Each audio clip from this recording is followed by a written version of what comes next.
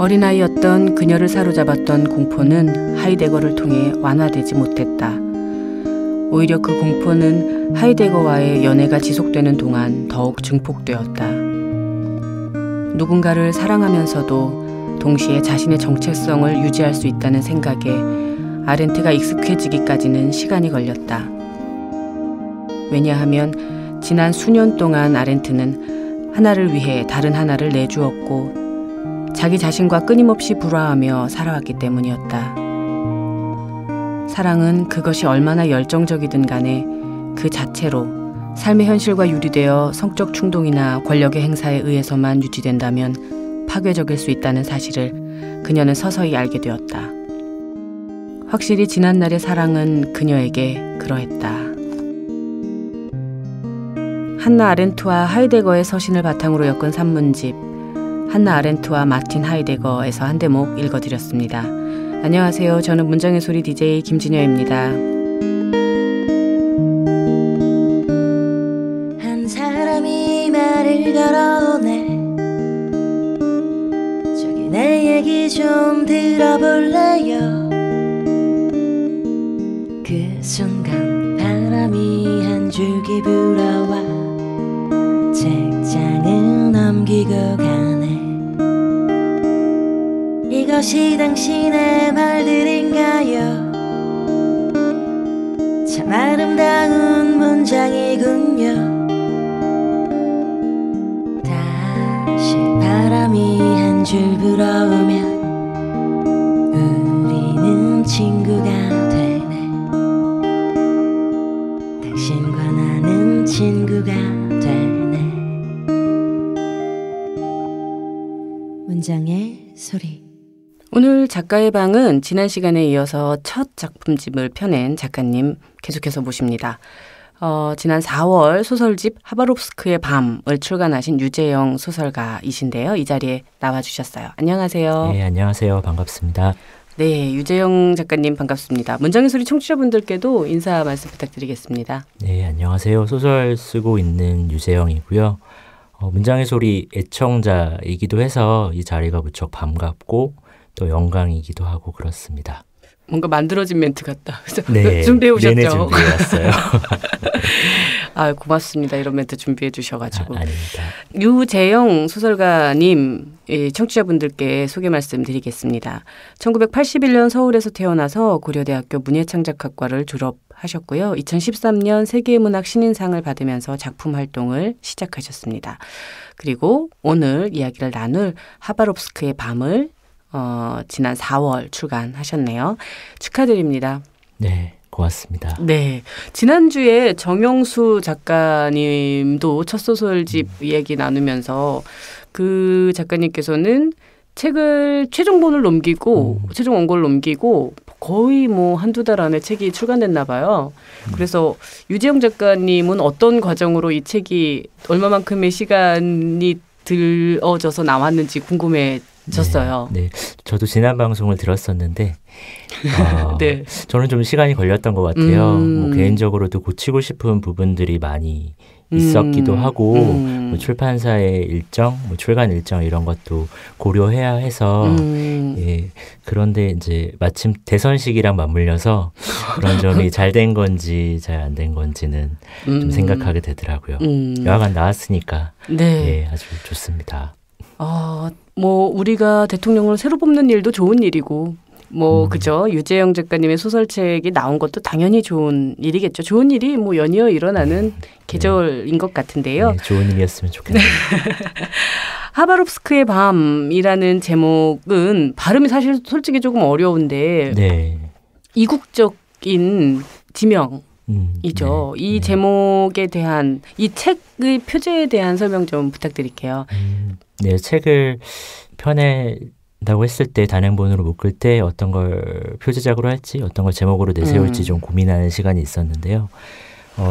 가장 길게 좀 생각하고 논의했던 게 증강현실이라는 제목이 있었어요. 그런데 그 증강현실이라는 제목에 여편 소설이 있었는데 그게 이제 그 최종적으로 소설집에 들어가지 않게 되면서 네. 빠지게 되었고 그러다가 그 담당 편집자이신 그 민음사의 김하진 편집자님께서 이 소설을 표제작으로 내세우는 게 좋겠다라는 의견을 주셨어요. 그 의견을 간단히 말씀드리면 그 이국적인 지명과 그리고 밤이라는 시간이 주는 분위기가 이 소설 편편이 다른 소설의 내용들과 어우러지는 것 같다라는 의견에 저도 동의를 해서 그러고 보니 진짜 밤이라는 시간 공간이 많이 좀 등장 그런 것 같네요. 하죠. 네. 좀 낯선 지명들 공간들도 많이 나오는 네, 편이고요. 그렇게 해서 이 하바롭스크의 밤이 출간되었는데 어떠세요? 책을 받아보셨을 때 기분 궁금하네요. 네, 누가 제일 기뻐해 주시던가요? 일단 짝꿍이 그 현역 편집자이기도 해서 예, 그렇군요. 굉장히 애정을 갖고 살펴봐 주었고요. 부모님 삐지시는 거 아니야? 네. 부모님은 나는 더 큰 애정을 갖고 있었다 이러면서 서운해하시는 빨리 말씀하세요. 네, 마침 오늘 어버이날인데 오늘 녹음하는 날은 어버이날이란 말이에요. 네, 그렇죠? 불현듯 생각이 나네요. 5월 21일 날 부부의 날 뭐 이때쯤 다시 짝꿍에게 말씀하시고요. 네.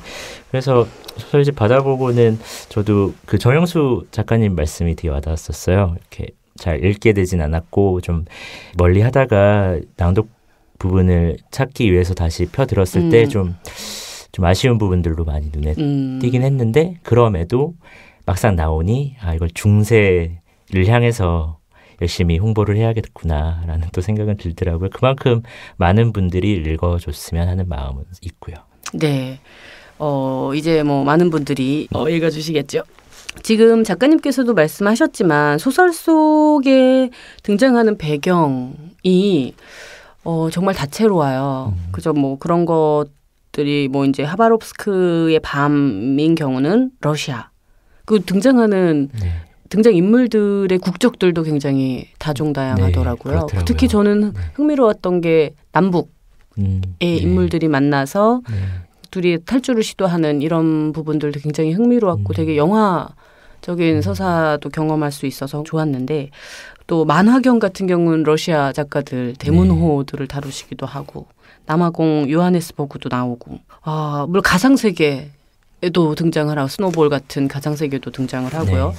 유재영 작가님의 소설집은 뭐라 그럴까요? 뭐 공통점이람을 발견하려면 발견할 수 있겠지만 사실 공통점을 발견하기 어려운 색깔들의 소설들이 묶인 것 같더라고요. 그 점에서 이 작가님의 향후 글쓰기 소설들이 되게 궁금해졌어요. 왜냐하면 취향이라는 것이 조금 더 방향성을 갖고 움직이게 되잖아요. 네, 저도 궁금해지네요. 그래서 되게 흥미롭게 좋은 소설들을 많이 읽었고 아까 말씀하신 것처럼 오래 보셨다고 했는지 저는 읽으면서 완성도가 너무 높은 소설들 아닌가 하는 생각이 들었었거든요. 감사합니다. 뭐 칭찬은 여기까지 하고요. 이런 식으로 다양한 어떤 배경, 인물, 뭐 이런 주제적인 접근 이런 것들이 소설 속에 같이 이렇게 등장하게 한 소설집에 묶이게 된 뭐 이유를 말하기는 좀 어렵을 수 있겠지만 그 과정들을 좀 설명해 주세요. 네, 그 소설을 쓰게 될 때 그 한 편의 소설을 마치고 나면 다음 소설을 쓸 때는 좀 정반대까지는 아니더라도 다른 걸 찾으시는군요. 다른 방식으로 쓰고 다른 공간에서 쓰고 다른 시간과 또 다른 인물을 다른 목소리를 내고 싶다라는 욕망이 기본적으로 있어서요. 그렇게 해서 찾다 보니까 그게 소설 내부의 어떤 주제적인 측면도 그렇겠지만 물리적으로 좀 공간이 떨어지게 되더라고요. 그래서 뭐 남아공에 갔다가 러시아에 갔다가 다시 한국에 오고 또 인물도 조금씩 변화를 겪고 인물들이 가지고 있는 어떤 욕망이나 이야기거리도 조금씩 다채롭게 나아가기 위한 좀 의도가 있었고 모르겠어요. 저도 그렇게 쓸 때 좀 더 재밌게 쓸 수 있더라고요. 네. 결국은 소설 쓰는 몸을 바꾸시는 거일 텐데 네. 그게 사실 쉽지는 않잖아요. 공도 많이 들여야 되고 몸을 바꾸기까지의 예열 뭐 시간이라고 해야 될까요? 이런 것도 있을 필요가 있을 것 같은데 실제로 그렇다면 뭐 이런 여행을 통해서 러시아나 뭐 이런 데 다녀오세요? 가고 싶은데요. 아마도 가지 못하기 때문에 쓰게 되는 그런 과정도 있는 것 같아요. 이를테면은 그렇지. 뭐든지 가닿지 못한 곳에 대한 그거에 대한 욕망을 가질 수 없는 왜 근데 있으니까요. 충분히 이제 갈 수 있는 상황일 수도 있죠. 오히려 갔을 때 쓰지 못하게 되는 경우가 있더라고요. 제가 맞아요. 에딘버러를 배경으로 한 소설을 발표한 적이 있었는데 이 소설집에는 들어가 있지 않고요. 근데 그거를 좀 이제 발표를 하고 좀 더 잘 고쳐야겠다는 생각에 에딘버러를 방문한 적이 있었는데 막상 갔을 때 오히려 상상력이 제한이 관광만 되더라고요. 하고 오신 거예요? 네, 워낙 좋기도 하고 그렇게 되더라고요. 그래요. 역시 골방에서 상상해내는 것이 가면 풍경이 압도당하고 쉬고 싶고 뭐 이런 그쵸. 마음만 열리다 오죠. 가지고 갔던 노트북은 한 번도 펴보지 않고 하늘 구경하고 그렇습니다. 아이고 그렇군요. 만화경 같은 경우에 작가의 말이 아닌 만화경 소설 속에서 이 메타적인 소설가의 삶을 막 기술하셨더라고요. 그래서 굉장히 흥미롭게 재밌게 읽었는데 실제로 보면 그러니까 만화경을 실제로 구입하셨다는 내용도 나왔잖아요. 나오잖아요. 소설을 한 편을 만들기 위해서 그런 방식의 어떤 경험, 학습 뭐 이런 것들을 적극적으로 하시는 편인지 궁금하네요. 일단 만화경 구입하지 않았었고. 뭐 이거 뽕이야? 나 너무 아주 작은 세계 같은 경우에 스노우볼도 구입은 하진 않았었는데요. 다만 너무 잘 쓰신 거 아니에요? 나 완전 깜빡 속았네. 그런 만화경이 사실 없더라고요. 제가 상상 속에 그려냈던 만화경의 이미지가 조금 달라서 오히려 이미지를 좀 검색해 보면서 이거 좀 고쳐야 되는 거 아닌가라는 생각은 들었는데 그럴듯함으로 좀 커버. 소설가 일세. 네. 하려고 했고요.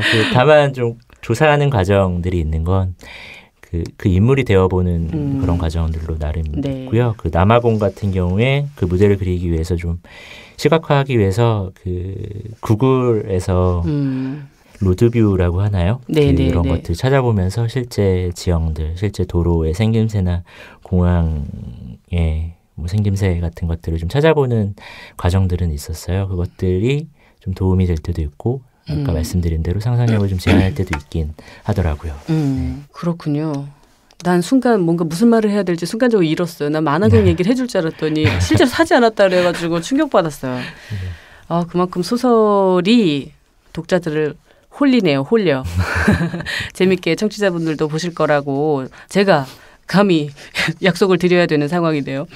보면 작품들은 앞서 말했듯이 되게 약간 속옷 같은 느낌이 나는 똥 뭐 이런 제품들도 있는 반면에 굉장히 무겁고 인간의 어떤 근원적인 뭐라 그럴까요? 이거를 뭐라고 얘기를 할지 모르겠어요. 내면이라고 하기엔 조금 너무 번박하고 이기심에 가깝다고 말해야 될까요? 아주 근본적인 지점의 어떤 모습 그런 것들을 보여주는 작품들도 있고 하는데 제가 인상적이었던 것은 뭐 똥이나 이런 식의 작품들은 조금 나중에 얘기하더라도 신체 훼손이나 굉장히 뭐라 그럴까 비극적이거나 끔찍한 결말들이 도출되는 장면 소설들이 좀 있더라고요. 불가피했겠지만 그런 식의 결말을 머릿속에 그리신 상태에서 작품을 써내려 가셨는지도 궁금했어요. 어쨌든 굉장히 충격적이더라고요. 일단 결말에 대해서는 좀 생각을 어느 정도 하고 들어가는 편이긴 하고요. 그러시군요. 그 신체를 훼손한다든가 이런 어떤 좀 뭐랄까요 시각적으로 좀 강한 세요. 장면에 대해서는 저는 그걸 의식해 본 적은 없었던 것 같아요. 그러니까 저도 뭐 그렇다고 고어물이나 어떤 호러 장르를 싫어하진 않지만 그렇다고 애호하는 편은 또 아니라서 근데 막상 그 이야기들을 좀 끌고 가다 보면은 좀 임팩트랄지 그 장면을 확장하기 위한 어떤 요소로서 뭐 신체에 대한 폭력 같은 그런 부분들이 좀 나오는 게 아닌가라는 생각도 들고 저희가 이렇게 얘기해가지고 청취자분들이 어머 너무 무서운 거 아니야 막 이렇게 굉장히 서정적인 내용들을 담고 있는 작품들도 많이 있습니다. 네, 여러분. 물론입니다. 저 개인적으로 궁금해서 여쭤본 거고요. 우리가 소설 이야기들을 지금 주고받다 보니까 청취자분들도 궁금하실 것 같아요. 유재영 작가의 소설이 도대체 어떻길래 김진여 시인은 저렇게 얘기를 하고 있을까?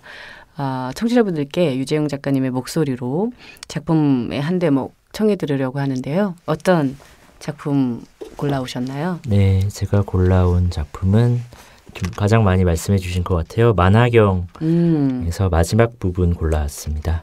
네, 만화경의 한 부분 들어보겠습니다.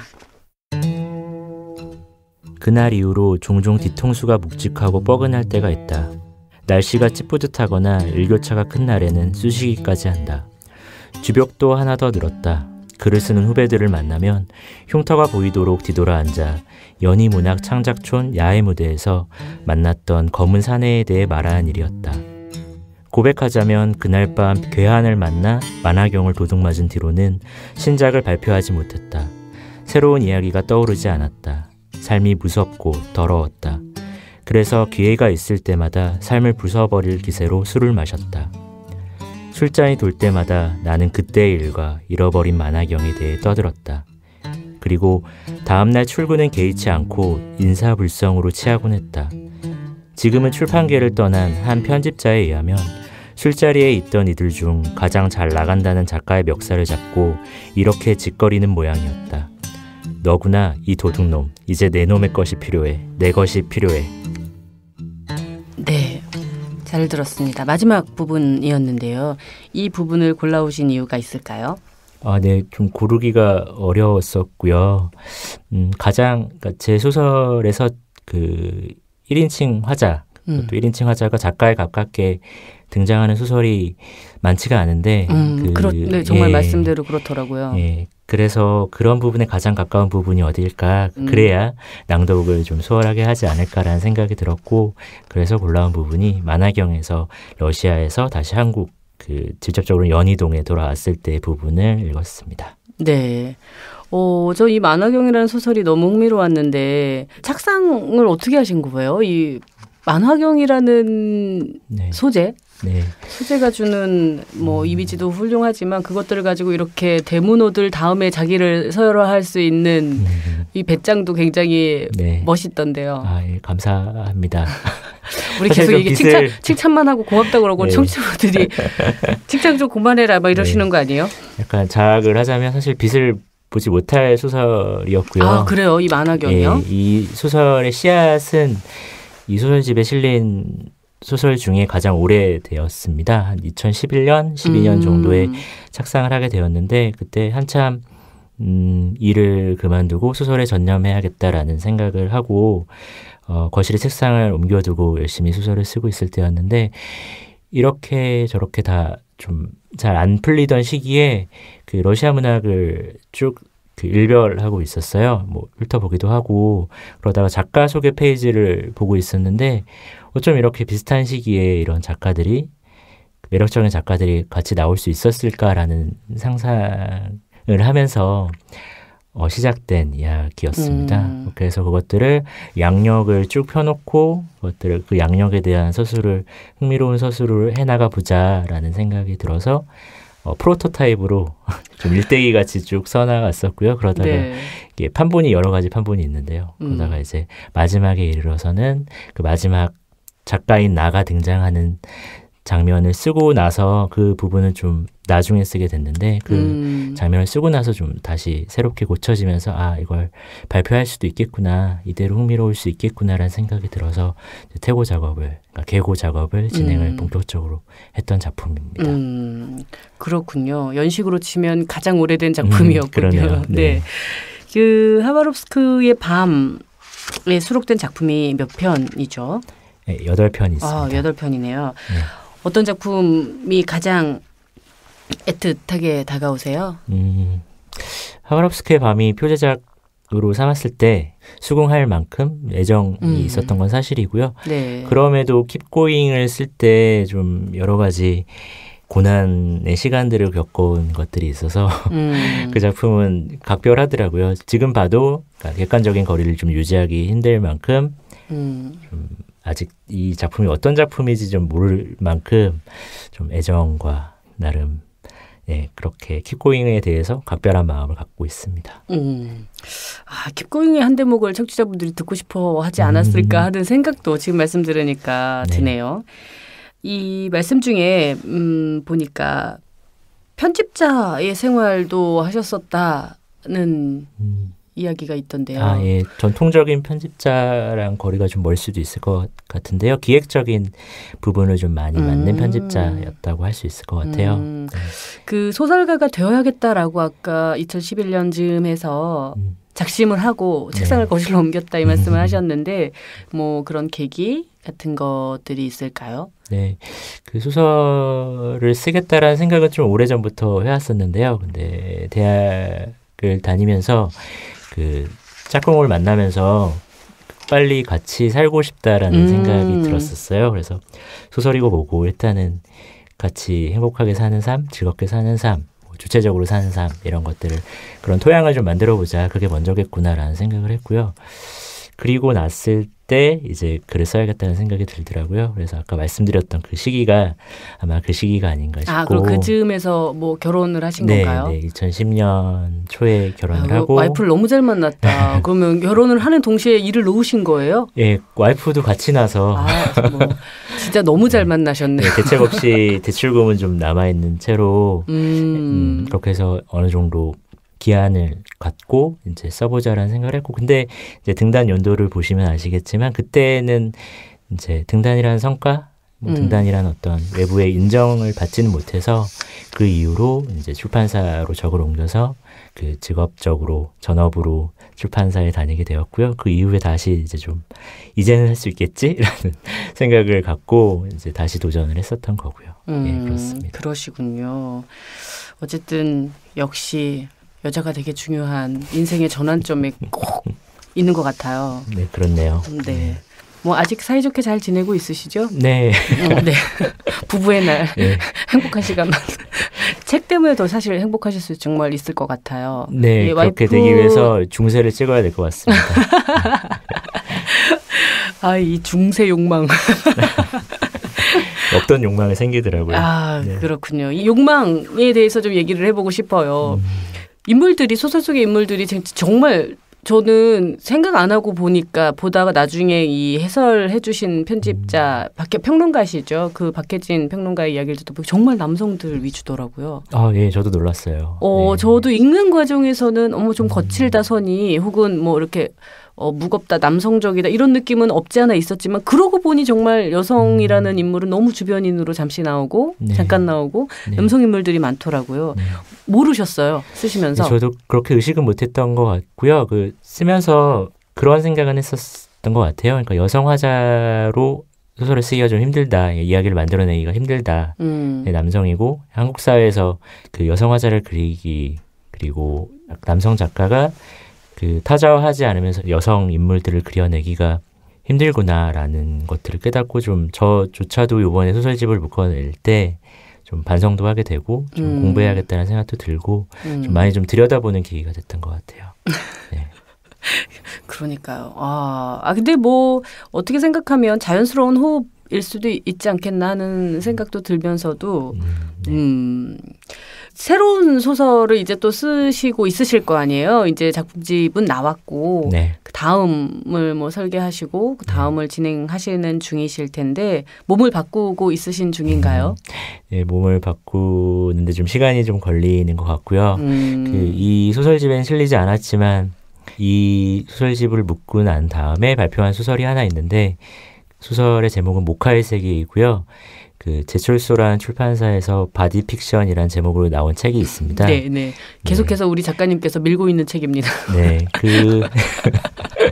바디 픽션. 예, 그 소설을 쓰면서 좀 생각한 것들이 많고 좀 전환점이 될 수 있겠구나라는 생각을 좀 쓰면서도 했고 발표하고 나서도 하게 되더라고요. 그래서 그 모카의 세계에서 아직 빠져나오는데 좀 시간이 걸리는 상황이고, 구상하고 있는 작품을 이제 빠져나오는 대로 쓸 예정에 있습니다. 보통 동시에 작품을 여러 개를 작업하지는 못하시는 편인가요? 그러니까 그게 있잖아요. 저 같은 경우는 동시에 못하고 늘 한 편이 완성돼야 그 다음 네.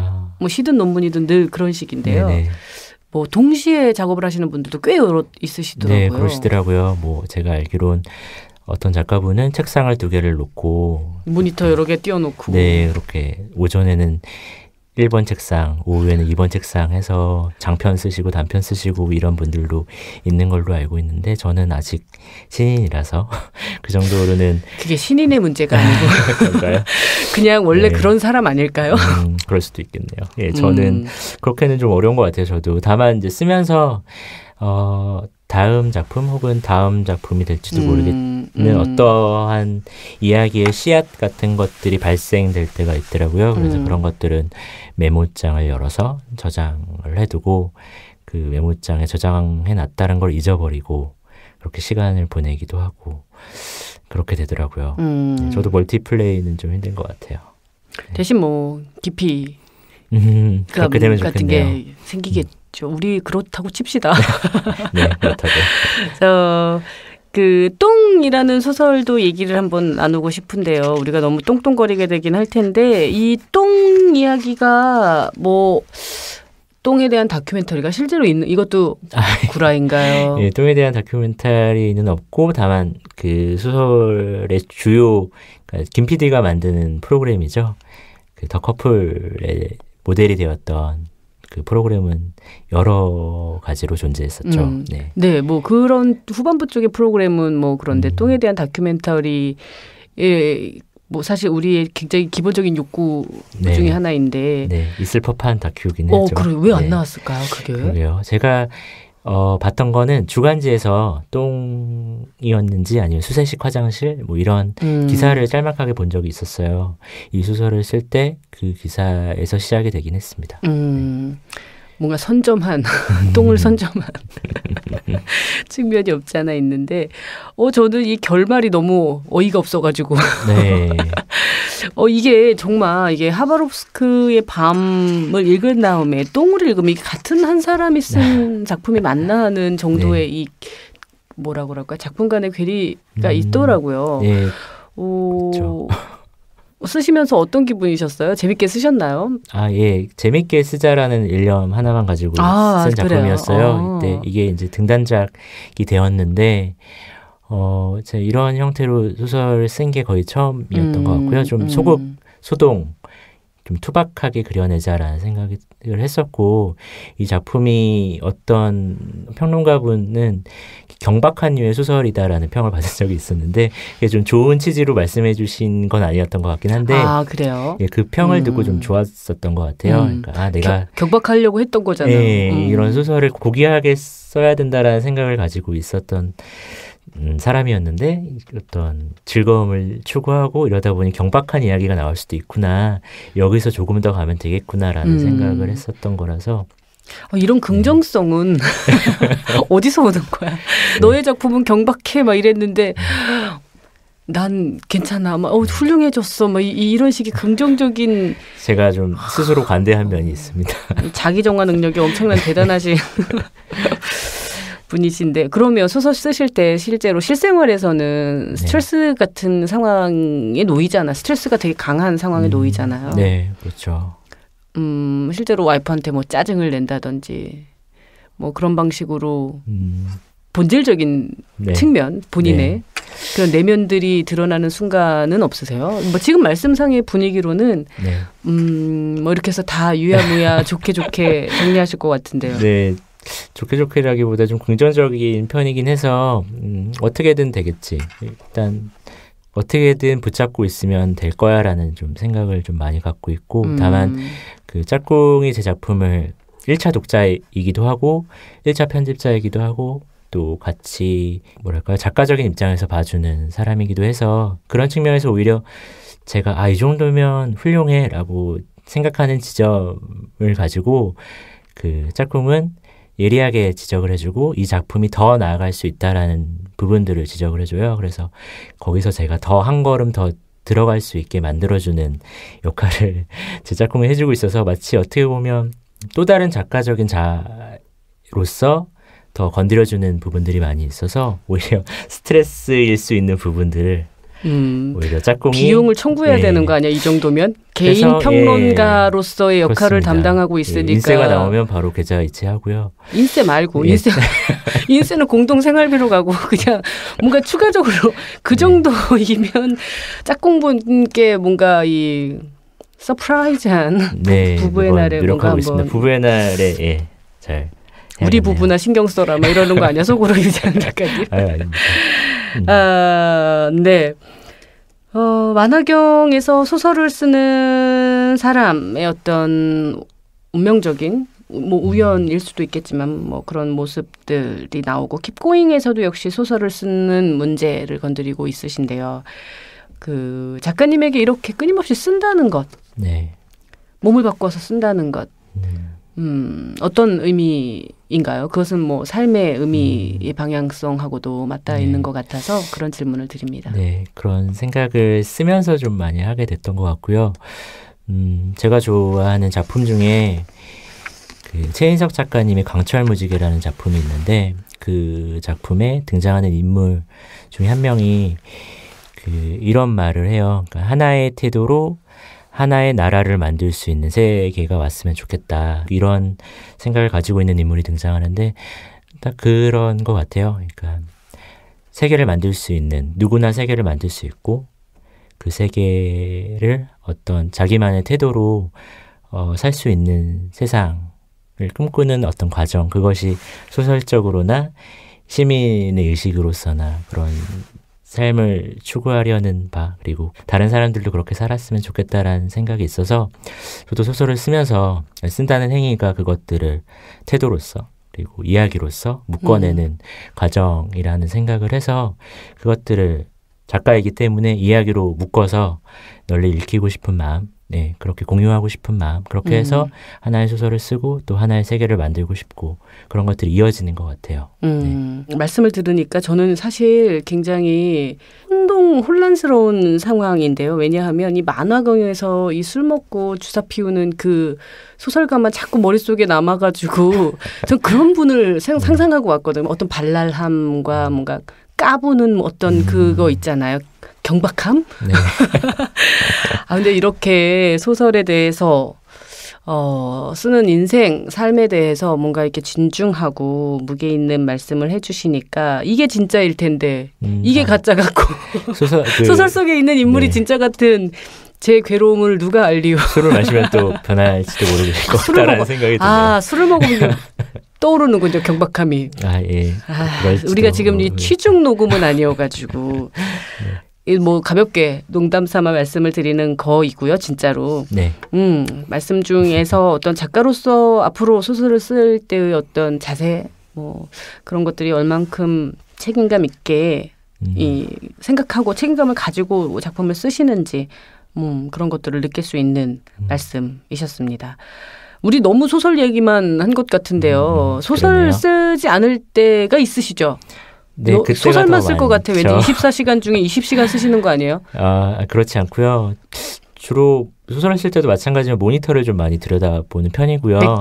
백지의 모니터. 아니 한글 파일 말고 뭐 이런 거 있잖아요. 예. 웹서핑 뭐 이런 거. 웹서핑도 물론 거의 소설 쓰는 만큼 많이 하는 것 같고요. 그리고 영화를 좀 즐겨보는 편인데 상반기 하반기에 그 꼭 찾는 곳이 있는데 전주 영화제랑 부산 영화제를 꼭 찾고 있어요. 부산. 네, 부산 좋죠. 저 부산 댁이잖아요. 예. 왜 모른 척 하시고 그러세요? 문장의 소리 애청자가 아니었나 본데. 네. 부산에서 한번 국제영화제 할 때. 네, 그때. 이번에 망했잖아요. 폭풍 불어가지고. 네, 그럼에도 영화는 상영을 해줘서요. 네, 그쪽으로 옮겨서 영화의 전당에서 했었죠. 재밌게 봤던 기억이 맞아요. 있고 그래서 영화제를 상반기 하반기 가다 보니까 이렇게 마치 명절처럼 좀 준비하는 시간이 많이 생기더라고요. 그래서 그것들 이제 영화제 일정이 나오면 일정에 맞춰서 숙소와 영화 프로그램을 고르는 작업 또 가서 즐기고 와서 그것들을 좀 일별하는 작업들이 좀 꽤 크게 작용하는 것 같아요. 소설을 쓰는데도 그렇고 제 삶에서 그것들은 이제 12년 정도 반복을 하는 일이 뭐 양치질 외에는 이렇게 반복하는 일이 많지 않은데 영화제 가는 일이 제 삶에서 많이 차지하는 비중이 크더라고요. 네, 지난주에 전주를 마침 갔다 와서 그 생각이 드네요. 네. 뭐 나중에 각색을 하는 작품 영화로 네. 뭐 유재영 작가님의 작품이 그렇게 되지 않을까 하는 생각 많은 연락 사실 바랍니다. 저 살짝 이거 중세보다 더한 거잖아요. 꿈꾸고 있죠. 욕망이 점점 커지는 유재영 작가님과 네. 이야기를 나눠봤고요. 마지막으로 문장의 소리 청취자분들께 인사 말씀 드리는 것으로 오늘 자리는 정리할까 합니다. 네, 그 처음에도 말씀드렸다시피 애청자이기도 해서 무척 즐거웠고요. 네, 이게 마침 또 제가 출연하는 녹음 방송분이 499회로 알고 있어요. 맞아요.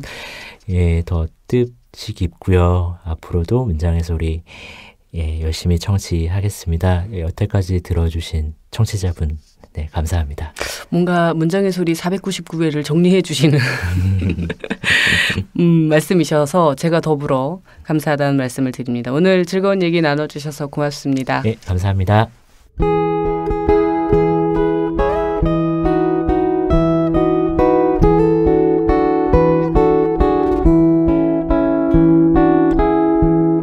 어제 문득 단어 하나를 만났습니다. 단어는 무수한 다른 이야기와 멜로디를 또 싣고 오네요. 오늘은 그 멜로디를 좀 찾아드려야겠습니다. 어제의 단어, 오늘의 멜로디, 양양입니다.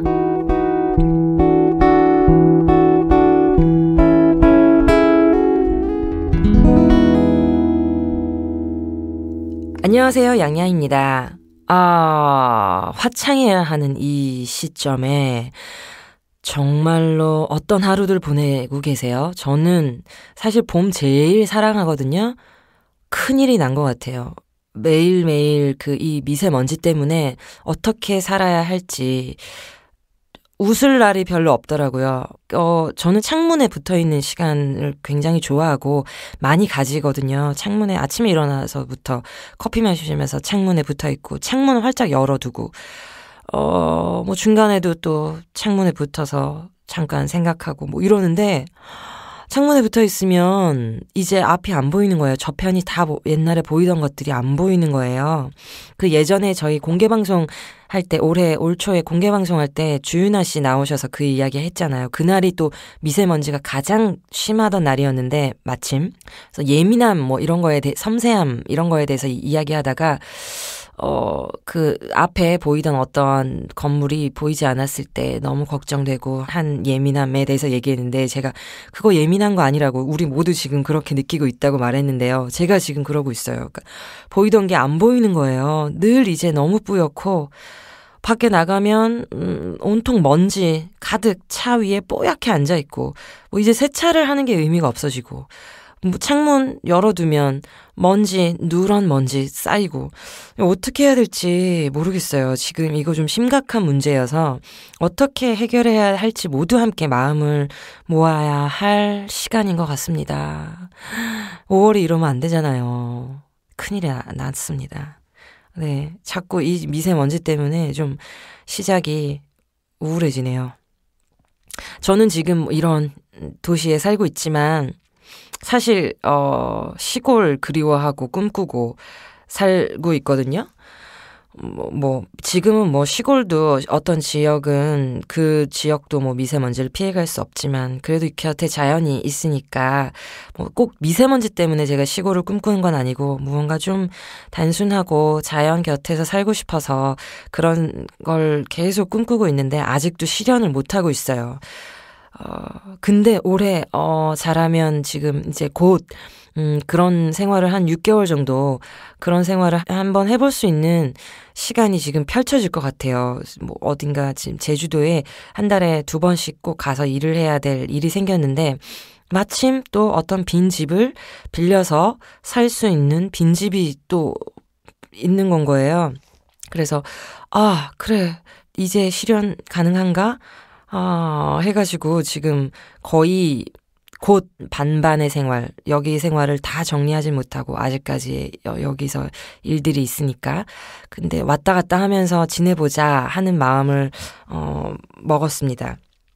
그래가지고요, 이제 그 빈집에 들어가서 새를 얻어서 살려면, 완전히 이동은 하진 않지만, 그래도 아무것도 없으니까, 무언가 삶에 꼭 필요한 건 일단은 있긴 있어야 되잖아요. 지방에 가서 모텔에 여관의 방에 가더라도 여관에 일단 무언가 기본적인 게 있는 만큼 그래서 가만히 이렇게 세간살이를 생각해 보는데 와 이게 아무리 필요한 것만 둔다 해도 목록이 한두 개가 아닌 거예요. 그래서요 오늘 나눌 단어는 세간살이입니다. 세간살이.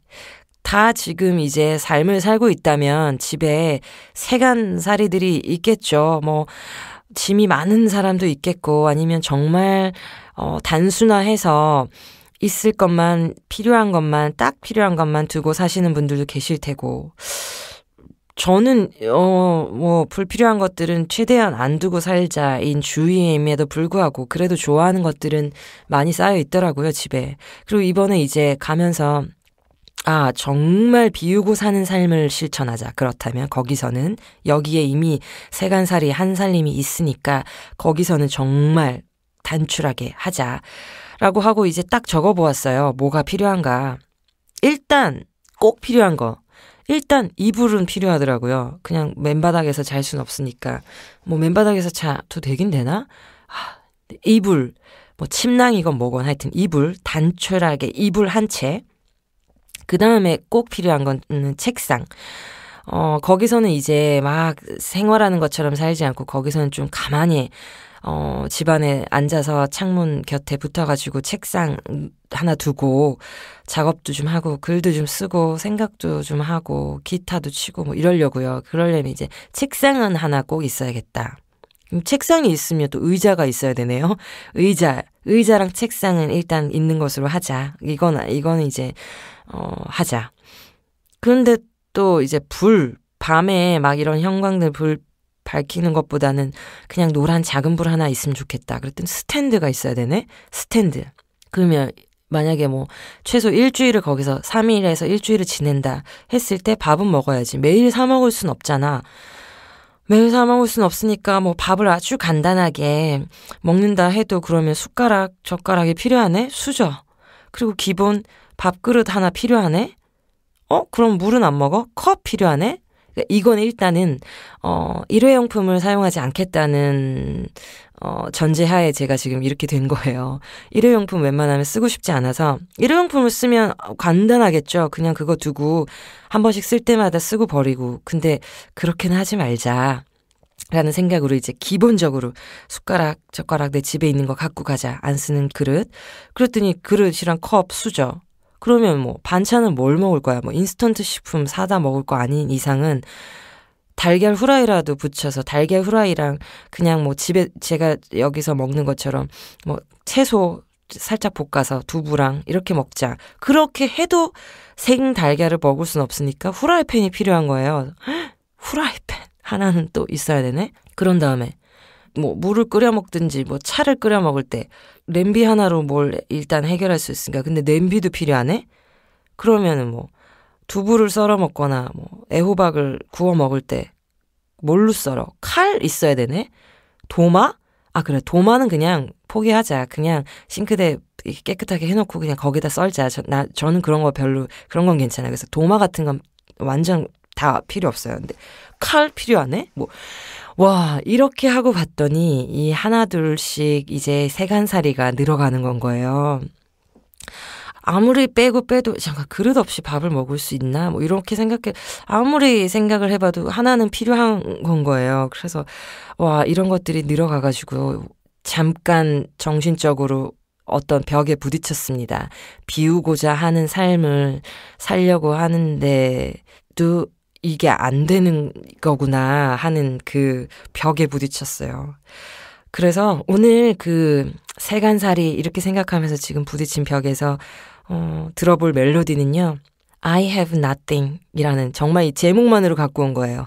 제목 I have nothing. 난 아무것도 가진 게 없어 라는 제목. 휘트니 휴스턴의 노래죠. 이 노래는 1992년에 보디가드라는 영화 정말 거긴 사실 엔다이야 이 노래인데 거기에 나오는 노래입니다. I have nothing 이라는 노래인데요. 그 노래를 일단 잠깐 들어볼게요.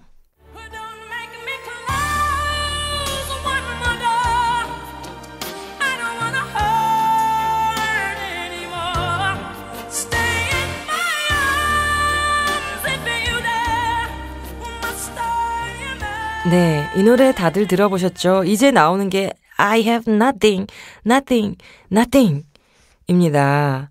가사가요. 그래서 뭐 지금 제가 제목 때문에 이 노래를 가지고 오긴 했지만 난 가진 게 없어요 라고 진짜 외치고 싶은데 그러지 못한 자꾸 하나씩 가지게 되는 그 마음을 대변하기 위해서 가지고 왔지만 가사를 보면 뭐 가사가 이래요. 내 인생을 나눕시다. 나눠요. 나를 가져요. 난 변화하지 않을 거예요. 내 사랑을 받아요. 난 절대로 너무 많이 요구하진 않을 거예요. 당신에게. 지금 당신 지금 그대로 당신이 지금 하는 그대로가 좋아요. 더 먼 곳을 볼 필요 없고 가고 싶어 하지 않을 거예요. 당신을 그냥 당신을 따라 할 거예요.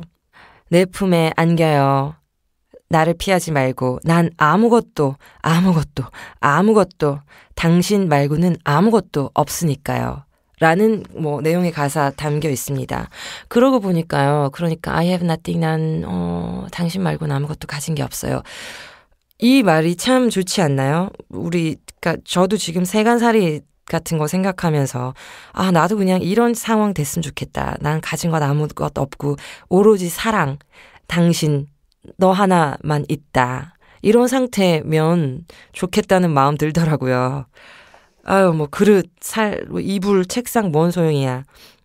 당신만이 내가 가진 전부야. 이런 말이죠. 네, 그렇습니다. 그래서요, I have nothing.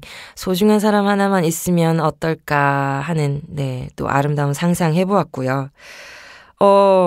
그래서 제가 이 살림들을 생각을 쭉 해보다 보니까, 현대의 삶에 우리 이 세간살이는 점점 늘어나게끔 사회 자체가 그렇게 되는 건 거예요. 자꾸 새로운 물건들을 개발을 해 놓으시니까요.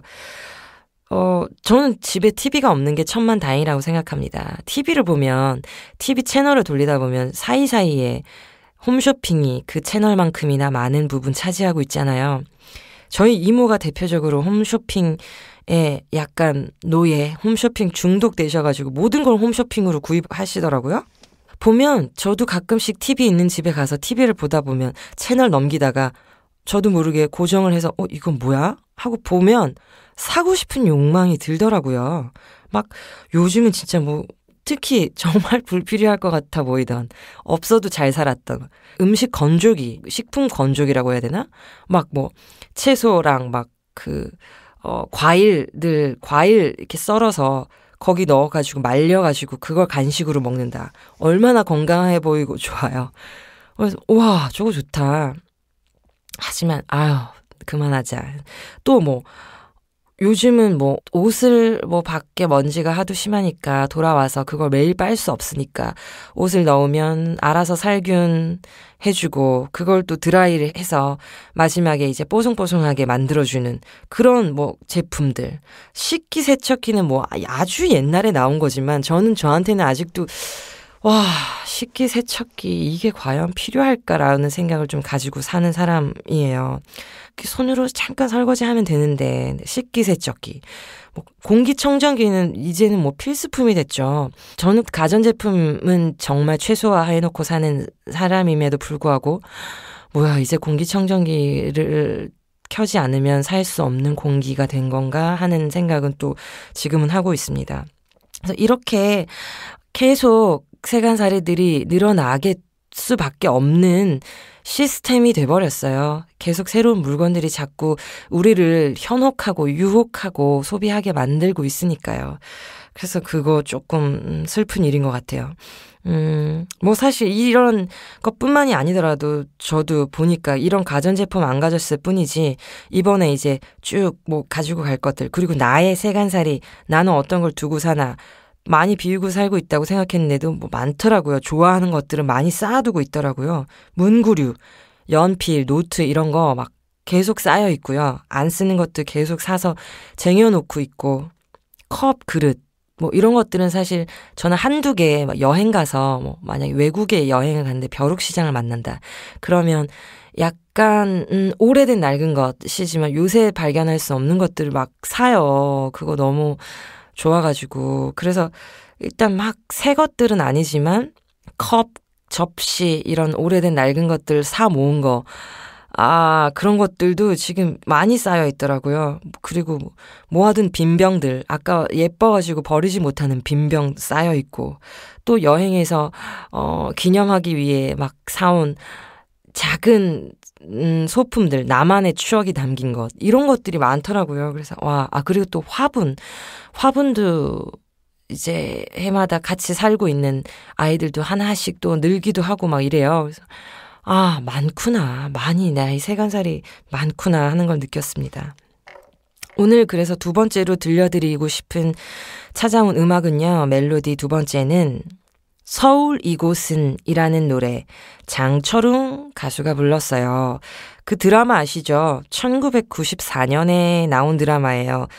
서울의 달, 서울의 어떤 달동네에 삶의 여러 가지 우리 모든 소시민들의 삶의 모습 담겨 있던 주말 연속극이에요. 최시라, 한석규, 최민식, 지금은 대배우들이신데 그때는 정말 풋풋한 청춘 스타였었는데 그 청춘 스타들 나와서 사랑과 꿈, 이 서울살이 이런 것들 재미있게 또 무언가 애잔하게 푼 드라마의 주제곡입니다. 좀 왠지 세간살이 생각하니까 이 노래가 제일 퍼뜩 떠오르더라고요. 모든가 사실 부푼 꿈을 안고 서울에 상경하죠. 서울이 고향이신 분들도 계시지만 주로 지방 시골에서 부푼 꿈 안고 상경해서 살아보니 참 이 서울의 삶 녹록치 않죠. 작은 달새방, 달방이라고 했었나 우리 그때? 하여튼 달새 방에서 하나씩 또 세간살이 놓고 살던 그 시절. 네, 한번 들어볼게요.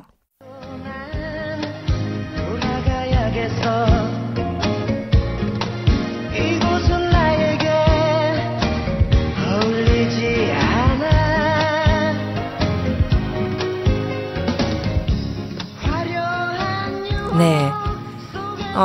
화려한 유혹. 네, 서울 화려한 유혹이죠. 화려한 유혹 속에서 웃고 있지만 어떻게 되냐면 모든 것이 낯설기만 해. 내가 나고 자란 나의 그 고향 같은 그건 아닌 건 거죠. 이 도시는.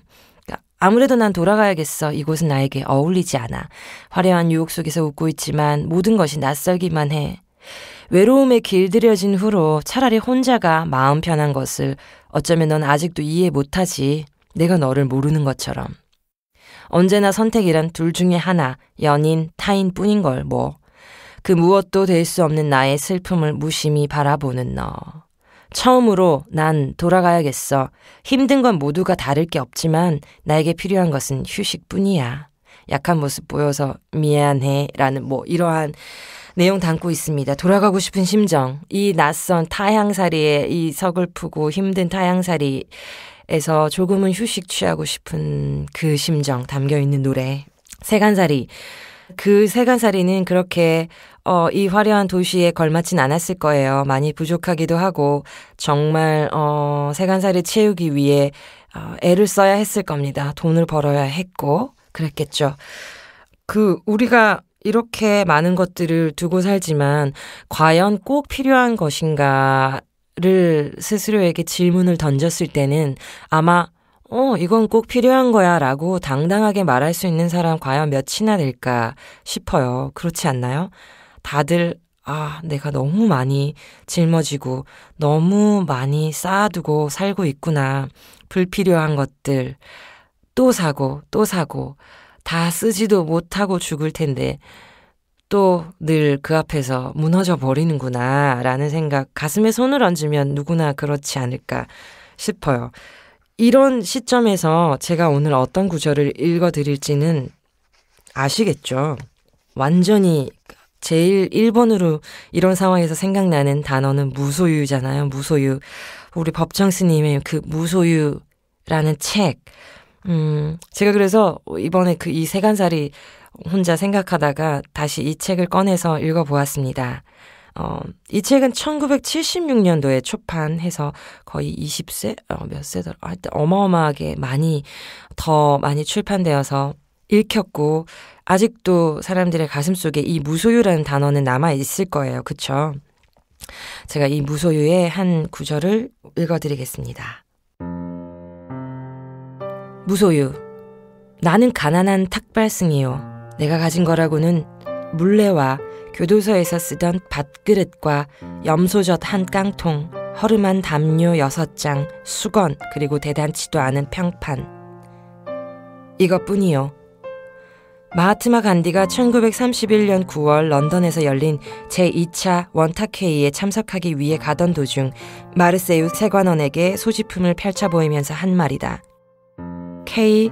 크리팔라니가 엮은 간디 어록을 읽다가 이 구절을 보고 나는 몹시 부끄러웠다. 내가 가진 것이 너무 많다고 생각되었기 때문이다. 적어도 지금의 내 분수로는 그렇다. 사실 이 세상에 처음 태어날 때 나는 아무것도 갖고 오지 않았었다. 살 만큼 살다가 이 지상의 적에서 사라져 갈 때에도 빈손으로 갈 것이다. 그런데 살다 보니 이것저것 내 몫이 생기게 되었다. 물론 일상에 소용되는 물건들이라고 할 수도 있다. 그러나 없어서는 안 될 정도로 꼭 요긴한 것들만일까? 살펴볼수록 없어도 좋을 만한 것들이 적지 않다. 우리들이 필요에 의해서 물건을 갖게 되지만 때로는 그 물건 때문에 적잖이 마음이 쓰이게 된다. 그러니까 무엇인가를 갖는다는 것은 다른 한편 무엇인가에 얽매인다는 뜻이다. 필요에 따라 가졌던 것이 도리어 우리를 부자유하게 얽어맨다고 할 때 주객이 전도되어 우리는 가짐을 당하게 된다. 그러므로 많이 갖고 있다는 것은 흔히 자랑거리로 되어 있지만 그만큼 많이 얽혀 있다는 측면도 동시에 지니고 있다. 인간의 역사는 어떻게 보면 소유사처럼 느껴진다. 보다 많은 자기네 몫을 위해 끊임없이 싸우고 있다. 소유욕에는 한정도 없고 효율도 없다. 그저 하나라도 더 많이 갖고자 하는 일념으로 출렁거리고 있다. 물건만으로는 성에 차질 않아 사람까지 소유하려 든다. 그 사람이 제 뜻대로 되지 않을 경우 끔찍한 비극이라도 불사하면서 제 정신도 갖지 못한 처지에 남을 가지려는 것이다. 우리들의 소유관념이 때로는 우리들의 눈을 멀게 한다. 그래서 자기의 분수까지도 돌볼 새 없이 들뜬다. 그러나 우리는 언젠가 한 번은 빈손으로 돌아갈 것이다. 내 이 육신마저 버리고 홀홀히 떠나갈 것이다. 하고 많은 물량일지라도 우리를 어떻게 하지 못할 것이다. 크게 버리는 사람만이 크게 얻을 수 있다는 말이 있다. 물건으로 인해 마음이 상하고 있는 사람들에게는 한 번쯤 생각해 볼 말씀이다. 아무것도 갖지 않을 때 비로소 온 세상을 갖게 된다는 것은 무소유의 또 다른 의미이다. 네. 사실 이 중간에 에피소드가 있어요. 어떻게 하다 법정 스님께서 이 무소유라는 단어를 생각하고 실천하게 되었느냐 하면 누군가로부터 난초를 선물을 받았는데요. 난초를 선물을 받아서 이 난초를 키우다 보니까 좋은 친구죠. 사랑스럽고 예쁘고 때가 되면 아름답게 피어나고 그래서 늘 이 난초 물 주고 비 오면 들여다 놓고 바람 불면 문 닫고 뭐 이런 것들 하면서 살다가 어딘가로 떠날 일이 생겼는데 난초를 두고 왔더란 말이죠. 집에다 그냥 밖에다 내두고 뜰에다. 그래서 이 일을 어쩐다 하고 그때 느끼신 게 근데 난초에 내가 너무 집착하고 있구나. 이 집착이 괴로움이 되는구나 라는 깨달음을 가지셨다고 해요. 그래서 그때 무소유라는 단어 생각하고 하루 한 가지씩 버려야겠다라는 다짐을 하셨다고 합니다. 그 뒤에 그 난초를 누군가 놀러온 아름다운 사람에게 선물을 한 거죠. 난초를 떠나보냈는데 떠나보내고 나서의 그 같이 산 정은 슬픈 일이었지만 그 이후로 그 홀가분함 무엇에 얽매이지 않고 집착하지 않는 그 마음의 소중함을 깨달으셨다는 이야기가 적혀 있습니다. 그러니까 저도 화분 많아요. 화분 많고 또 옥상에 또 욕심은 아니고 처음 마음은 사실 함께 살자는 마음에서 꽃들도 심어두고 그리고 상추, 샐러리, 깻잎, 고추 이런 것도 심었거든요. 같이 살면서 그 아이들 자라는 모습을 보면 많은 걸 배울 수가 있어서 많이 했는데 이제 이러고 나더니 또 이제 내가 제주에 가 있는 사이에 이 친구들을 누가 돌보아줘야 하지? 물은 어떻게 주며 웃자랑 가지는 누가 쳐주고 이런 것들 또 진짜 문제가 되기도 합니다. 모두가 좋은 친구이기도 하지만 또 모든 것이 나의 욕심에서 너무 많이 데려온 건 아닌가 하는 생각해봅니다. 오늘 세간살이에 대해서 이야기해봤는데요. 세간살이라는 단어 아마 제가 그 짐을 줄이고 줄여서 내려가서 거기에 또 한 작은 없는 듯하게 살림을 차리기 전까지 저는 이 단어를 마음에 두고 있을 것 같아요. 그러면서 이 나의 жил고 갈 세간살이 목록에서 무엇을 하나라도 더 뺄 수 있을까, 없이 살아도 충분할까를 계속 생각하고 삭제하고 해야 되는 시간입니다. 그걸 보면요. 내가 거기서 이곳이 아닌 거기서 살고 싶어하는 이유는 뭘까를 다시 생각해 봐야 하는 문제인 것 같아요. 이런 빌딩, 상점, 소비해야 하는 많은 것들이 조금은 힘들어서 자연 곁에서 그냥 꼭 필요한 것만 두고 단촐하게 살고 싶어서 가고 싶었던 거 아닌가? 그러면 나 진짜 그야말로 마음을 비워야 되는 거 아닌가? 네, 그 초심을 잃지 말아야겠어요. 많이 빼고 정말 가볍게 한번 가보도록 하겠습니다. 여러분들 세간살이 어떠신가요? 오늘 한번 둘러보세요. 집을 찬찬히. 너무 많아서 삶을 거추장스럽게 만들고 있는 거 아닌지, 쓰지 않는 것들이 진짜 창고 속에 가득하게 빽빽하게 쌓여서 여러분들을 올가매고 있는 건 아닌지 한번 둘러볼 때입니다. 무언가를 근데도 또 장만하고 있는 건 아닌지. 네, 오늘은 각자의 그 세간살이를 쭉 한번 살펴보면서 그 세간살이 꼭 필요한 것들 속에서 간결한 단어 그리고 간결한 멜로디 많이 만나시기 바랍니다. 고맙습니다. 양양이었습니다.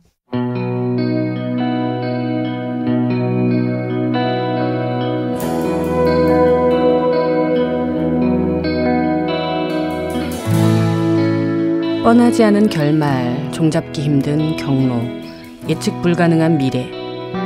책이나 영화에서 기대하게 되는 서사인데요. 반대로 사는 일은 통계를 표본으로 앞날을 유추할 수 있고 기상 예보대로 날씨가 따라주었으면 합니다. 스펙타클을 타인의 서사로 밀어두는 것이 어쩌면 무궁무진한 이야기의 시작점이지 않을까 하는 생각도 드네요. 오늘도 들어주신 청취자 여러분들께 감사드리고요. 다음 주에도 저는 따뜻한 문장들로 찾아뵙겠습니다. 지금까지 문장의 소리 DJ 김진혜였습니다.